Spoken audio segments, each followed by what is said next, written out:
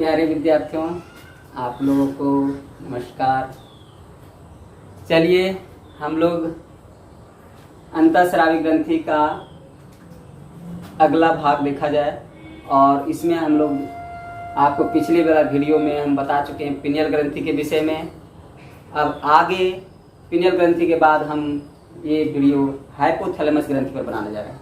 तो हाइपोथैलेमस ग्रंथि पर हम लोग देखेंगे हाइपोथैलेमस।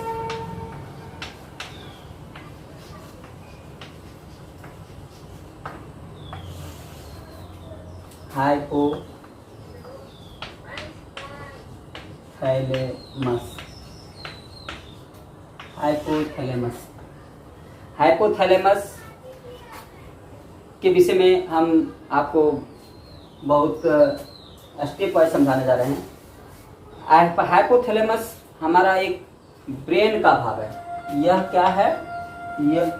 यह अग्र मस्तिष्क का भाग है। यह अग्र मस्तिष्क का आधार भाग है। आधार भाग हमारा बेस होता है। बेस ब्रेन का निचला हिस्सा में होता है। ब्रेन में पढ़ाएंगे, अभी आप इसको शॉर्ट में ही समझा रहे हैं। जब ब्रेन में देखेंगे तो हाइपोथैलेमस सबसे नीचे पाया जाता है। तो हाइपोथैलेमस अग्र मस्तिष्क का आधार भाग है। और अग्र मस्तिष्क में दो भाग होते हैं, सेरेब्रम और डायनसेफ्लन। तो आपको एक अगला पॉइंट याद रखना है कि अग्र मस्तिष्क का डायनसेफ्लन का भाग है। यह डायनसेफ्लन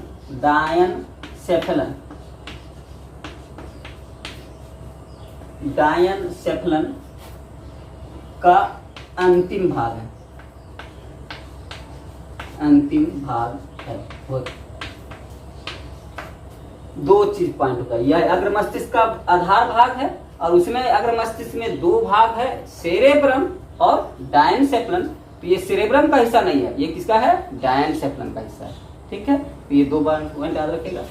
ठीक है, ये दो पॉइंट मतलब आपके लिए सबसे ज्यादा जरूरी कि मस्तिष्क का कौन सा भाग, तो ये अग्र मस्तिष्क का भाग और उसमें भी डायनसेफ्लन का भाग। और अगला पॉइंट है, इसमें देखेंगे ये मस्तिष्क में बहुत छोटा सा भाग होता है और यह ग्रे मैटर का बना होता है। यह ग्रे मैटर का बना होता है।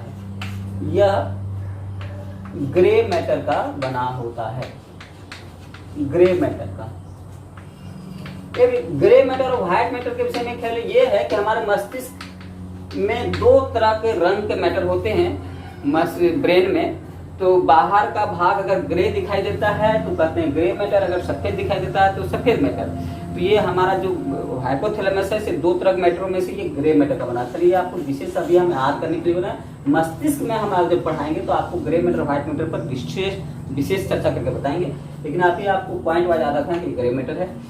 अगला पॉइंट है, ये इसका वजन करीब 4 ग्राम होता है। इसका वजन करीब 4 ग्राम होता है। वजन 4 ग्राम होता है। ठीक है, 4 ग्राम है। ये मस्तिष्क का, हम लोग इसको हाइपोथैलेमस का आकार समझ गए। ठीक है भाई। अब अगला पॉइंट हम इसका संरचना के बाद आते हैं इसका कार्य पर। इसका काम क्या क्या है, कार्य पर आते हैं। तो ब्रेन है, इसलिए ब्रेन का भी कुछ कार्य करता है। ये कार्य इसलिए है कि ये तंत्रिका ऊतक का बना होता है। ये जानते हैं, ये तंत्रिका ऊतक हमारा जैसे ब्रेन जैसे तंत्रिका होता है ना, तो तंत्रिका ऊतक का बना होता है। ये तंत्रिका ऊतक का बना होता है, इसीलिए तंत्रिका ऊतक का बनाता है। जैसे हमारा जैसे ब्रेन पूरा जिस ऊतक का बनाता है उसको आप लोग जानते होंगे, न्यूरॉन कोशिका होता है, तंत्रिका कोशिका होता है, उसी को न्यूरॉन सेल कहते हैं। उसी सेल से ये भी बना होता है, न्यूरॉन सेल से बना होता है। हाइपोथैलेमस न्यूरॉन सेल से बना होता है। इसीलिए इसके पास वही काम रहता है जो ब्रेन का काम है, जो सेरेब्रम का काम है। इसलिए इसका कुछ काम दो तरह से काम बांटेंगे। इसका काम है, ब्रेन का काम में पहला काम है कि इसका कुछ, इसके अंदर कुछ कंट्रोल करने का केंद्र होता है। जैसे हमको सोचने समझने का केंद्र होता है, तो आप लोग जानते हैं सोचने समझने का केंद्र होता है सेरेब्रम में, और हाइपोथैलेमस में जो केंद्र होता है, तो हाइपोथैलेमस में सोचने समझने का केंद्र नहीं होता है। लेकिन हाइपोथैलेमस अलग अलग केंद्र होता है। इसका पहला कार्य है स्वतंत्र क्रियाओं को नियंत्रित करना। स्वतंत्र क्रियाओं, स्वतंत्र क्रियाओं, स्वतंत्र क्रियाओं, इसको कहा जाता है विसेरल एक्टिविटी, विसेरल एक्टिविटीज।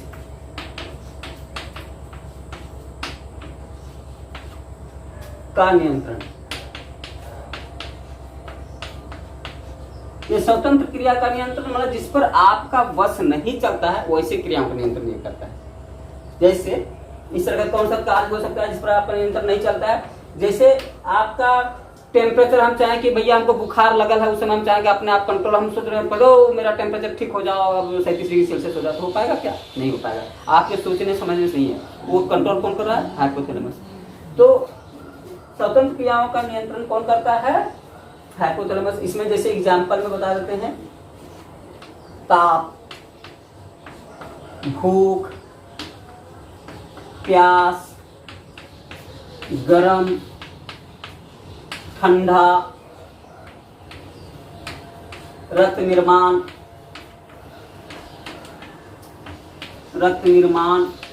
आदि। ये देखिएगा, ये सब आपका स्वतंत्र क्रिया है। ताप का नियंत्रण आपके बस में नहीं है, ये स्वतंत्र है। ये इसका भूख लगना नहीं लगना, आपके चाहने से भूख लगेगा नहीं, या नहीं चाहने से भूख मिटेगा भी नहीं। तो इस तरह से भूख, प्यास, गर्म लगना या ठंडा लगना, ये भी आपका स्वतंत्र क्रिया है। आप पर हम आग सटावे तो कहेंगे नहीं, हमको आपकी इच्छा हो गया, हमको नहीं जलना है इससे, तो ऐसा नहीं हो सकता। आपकी इच्छा से कोई कंट्रोल नहीं है इसका। ये सभी स्वतंत्र क्रियाएं हैं। तो स्वतंत्र क्रिया, रक्त का बनना आपके चाहने से ज्यादा खून नहीं बनने वाला है, वो अपने कंट्रोल से होता है। इस सभी क्रियाओं को हम कहेंगे स्वतंत्र क्रिया, और इसका कंट्रोल करता है हाइपोथैलेमस। पहला काम है स्वतंत्र क्रियाओं का नियंत्रण। और दूसरा काम है इसका भावनात्मक क्रियाओं का नियंत्रण। दूसरा काम है इसका भावनात्मक क्रियाओं का नियंत्रण। भावनात्मक क्रियाओं का नियंत्रण, तो भावनात्मक क्रिया भी कुछ है जिस जो भावना से हम करते हैं। जैसे भावना से कैसे करते हैं? किसी के प्रति प्रेम, किसी के प्रति नफरत, किसी के प्रति गुस्सा, किसी के प्रति खुशी, ये सब काम जो होता है हमारे भावना से उत्पन्न होती है। तो ऐसी क्रियाओं का नियंत्रण हमारा हाइपोथैलेमस करता है। इसमें जैसे प्रेम, घृणा, क्रोध, हर्ष, खुशी, चिंता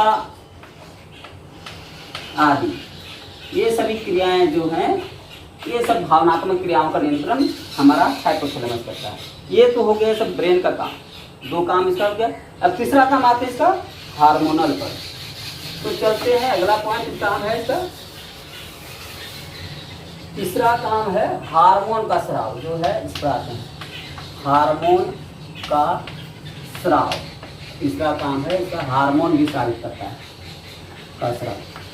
तो ये हार्मोन का स्राव करता है। ये कौन सा हार्मोन स्राव करता है? तो इसका हार्मोन को कहा जाता है न्यूरो हार्मोन स्राव।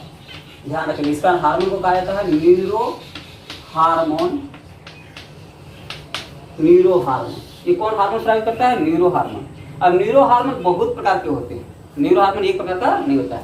तो न्यूरो हार्मोन, और इसमें न्यूरो हार्मोन, और ये क्या करता है न्यूरो हार्मोन से? कि एक दूसरा काम है हार्मोन का स्राव। अब ये जो चौथा काम समझते हैं, न्यूरो हार्मोन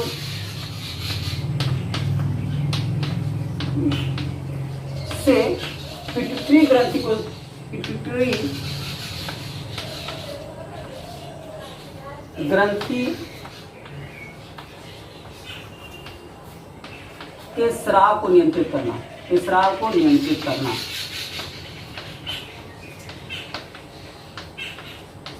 ये इसका काम है।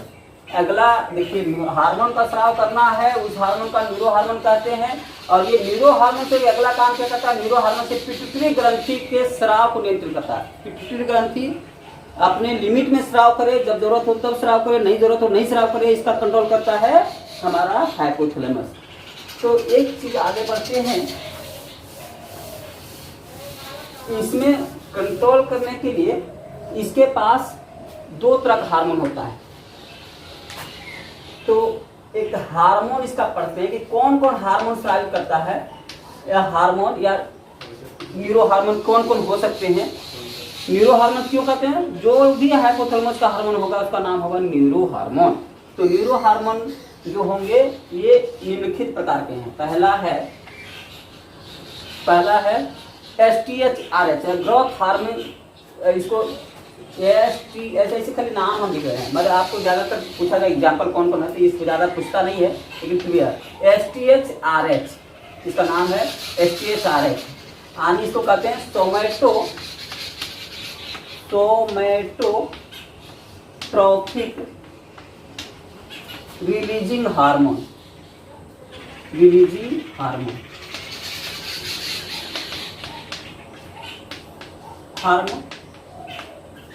सोमैटोट्रोपिक इसी को कहा जा सकता है GHRH।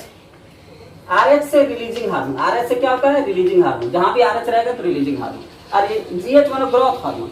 तो ग्रोथ हार्मोन को रिलीज करने का आदेश देता है पिट्यूटरी ग्रंथि को। पिट्यूटरी ग्रंथि को कहता है कि ग्रोथ हार्मोन स्रावित करो, तो इस हार्मोन का नाम होता है STHRH चाहे GHRH, RH जहां भी रहेगा। तो ग्रोथ हार्मोन को बढ़ाने के लिए हार्मोन करता है, वो हो गया STHRH। दूसरा है TSHRH। ये पिट्यूटरी पढ़ाएंगे तो ये TSH वगैरह समझेंगे।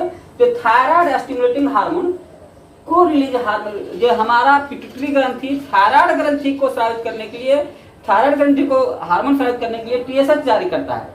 लेकिन इसको TSH कब जारी करेगा, जब हमारा हाइपोथैलेमस इसको TSHRH स्रावित करेगा और कहेगा कि तू बोल जाके थायराइड को कि वो अपना हार्मोन स्रावित करेगा।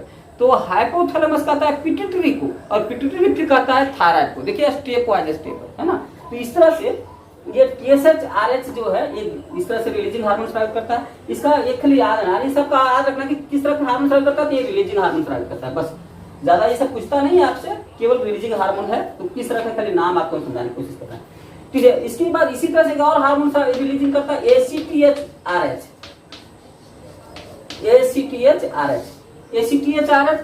ये नाम हम पिट्यूटरी ग्लैंड पढ़ाएंगे तो समझ में आएगा। अभी फिलहाल केवल हम नाम लिखा रहे हैं, इसका ज्यादा महत्व यहाँ पर नहीं है। ये पिट्यूटरी ग्रंथि में इसका महत्व ज्यादा है तो हम वहां पर बताएंगे, लेकिन फिर भी नाम इसका क्या होता है, adrenocorticotropic hormone. Adrenocorticotropic hormone ACTH releasing hormone. RH मतलब releasing hormone. Adrenocorticotropic hormone releasing hormone, यानी ये हार्मोन स्रावित करता है एड्रिनल ग्लैंड के कॉर्टेक्स भाग से एड्रिनेलिन और नॉर एड्रिनेलिन हार्मोन स्रावित करने के लिए हाइपोथैलेमस हार्मोन रिलीज करता है, उसका नाम है ACTHRH। एड्रिनल ग्लैंड जो कि किडनी के ऊपर रहता है, उसको हार्मोन स्रावित करने के लिए हाइपोथैलेमस जो ये हार्मोन जारी करता है उसका नाम है ACTHRH। इसी तरह से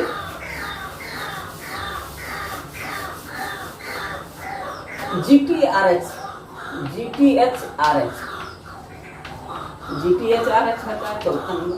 तो ये GTHRH gonadotropic hormone releasing hormone, मतलब आपके अंदर सेक्स हार्मोन को स्रावित करने के लिए पिट्यूटरी को एक हार्मोन छोड़ता है हाइपोथैलेमस, उस हार्मोन का नाम होता है GTHRH। ठीक है, GTHRH गोनेडोट्रोपिक हार्मोन, गोनेडो इसको नाम होता है गोनेडोट्रोपिक रिलीजिंग हार्मोन। रिलीज करना, सिनेमा रिलीज होता है जानते करते हैं आप, वैसे ही यहाँ हार्मोन रिलीज होता है। तो गोनेडोट्रोपिक रिलीजिंग हार्मोन, इसका काम है सेक्स हार्मोन को रिलीज करने के लिए ये हार्मोन छोड़ा जाता है GTHRH। ठीक है, उसके बाद